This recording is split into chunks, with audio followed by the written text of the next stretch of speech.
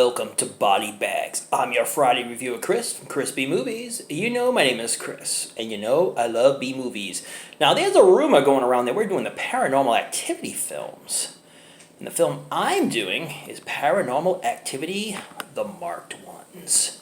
It's a film from 2014, only an hour and 24 minutes.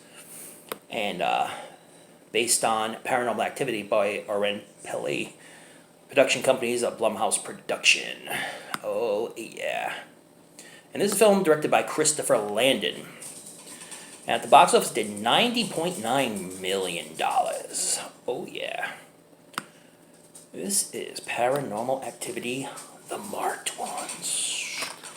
Oh, yeah. Now, if you've seen all the other Paranormal Activity films, I think the first one is the best one. I think it's the scariest. I think Marked Ones is a good movie in and of itself, and it does follow suit with the other Paranormal Activity films. But there were more laugh-out-loud moments in this one than there were in the first Paranormal Activity, which scared the living hell out of me. I mean, I brought my car in to get it done, and I said, why are you working in my car? I'm going to go to see a movie, and I saw Paranormal Activity 2, and oh my god, it scared the living hell out of me. I love this one, but this one's more laughable for me. So we're talking about Jesse, who lives with his grandmother, his father, and his sister, Marisol.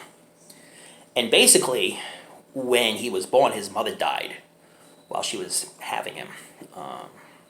Unfortunate incident happened. But when he was a baby, he was marked by a witch. And when you're marked by a witch, once you grow up, get into your teens, then the full possession will be on you.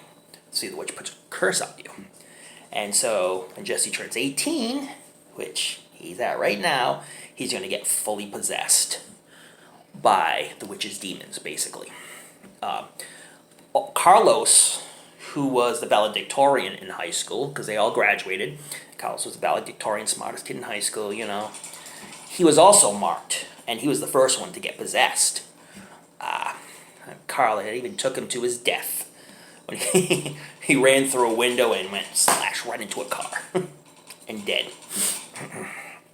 And Jesse knows that this is where he's going, because the same marks on Oscar's arm, the one who died, is the same marks that Jesse had. And Jesse is really concerned because now he thinks he's gonna end up like Carlos, dead.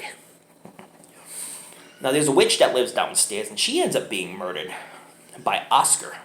And even Jesse's grandmother says, she's a witch. Stay away from her. She's evil. And well, yes, like I said before, she was murdered by Oscar, who the demons really overtook him. And now they're starting to get to Jesse. Jesse is a really sweet, nice kid. When he first finds out that the possession is going on, he basically is able to fall back and just levitate. Like people are holding him up. So he does the trust falls, and he just... And at first he thinks it's cool. Then he has this little game system, like a Simon game, where, he asks the demons questions, and they hit either yes, which is the green button, or no, which is the red button. And he's able to communicate with these demons through that. The demons that are almost ready to consume his soul. They're trying to find the reason why, but he ends up finding out that he was marked as he investigates the witch's apartment, which is totally haunted to all get out. He sees a picture of him when he was a kid and a baby, and he sees his mother and him, and he sees the mark sign. So now he knows he's in trouble, and he has to find a way to get free from this possession. And so throughout the course of the film, he's slowly going mad because the possession keeps just attacking him and attacking him. And he turns out to be this really nice kid, and he turns out to be this really evil kid who's just staring, and his eyes are slowly turning black. And one funny scene was him and Jesse and his friend Hector were playing basketball. And after they were done, they were going to get a soda, and these thugs come up, and they're like, "What's in your backpack?"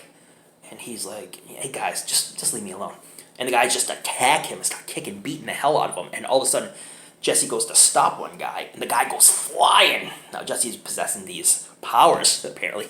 And then he just taps the other guy, and the guy goes flying up in the air, and falls down, and they all both of the thugs get knocked out, so he has these like superhuman powers. That scene was friggin' hilarious. Oh my god, I cracked up. There was one really cool scene where Jesse is right in the midst of being possessed, and the grandmother's trying to help him, and all of a sudden there's just an explosion in the room, and you see Jesse up in the air, and all the stuff in the apartment is up in the air, just rolling around, and Jesse's like, oh. That was a really cool scene. I like the effects of that one. But will Jesse find the root of what's going on and stop this possession? Or will Jesse end up just like Oscar, dead valedictorian? You have to find out by watching Paranormal Activity, the marked ones. This was a really fun film. Like I say, a lot of laugh out loud moments. The grandmother was awesome. I love the scene when she's drinking the tequila and gets totally drunk. It's hilarious. This Blu-ray and DVD has two versions, the unrated and the theatrical on this one. So, and this is only $5. And I know they're putting out a big box at all the Paranormal Activity films. So definitely, that would be one you might want to pick up. But yeah, Marked Ones was a fun film. A lot of really laugh out loud moments in this one. There was quite a few of them. A lot of the dialogue was a little bit hokey at times.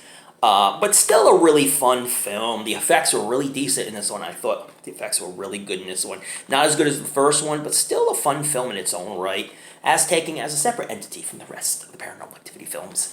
I would say the Marked Ones is pretty damn fun. So, watch this one and enjoy. I'm going to put this one on the cheeseometer because it was cheesy. 10 being the worst cheese you ever get. Oh, I'm sorry, 10 being the best cheese you ever get. 1 being the worst cheese you ever get. I'm not switching this around. I'm not rotating this. No. 10 being the best cheese. I give it a solid 8. I thought it was a pretty decent film. Like I would say, I would give the first Paranormal Activity a 10 out of 10. I thought the first one was awesome. The other ones weren't as good as the first one, but they were still decent.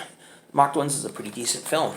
Creepy at times, great effects, and camera work was really good and suitable for the action in the film, yeah.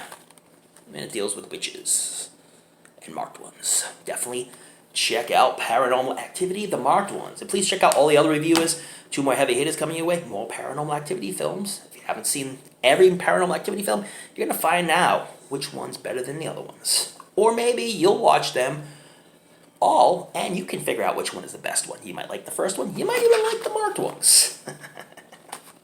I will check you later. Please don't forget to watch those late night horror movies.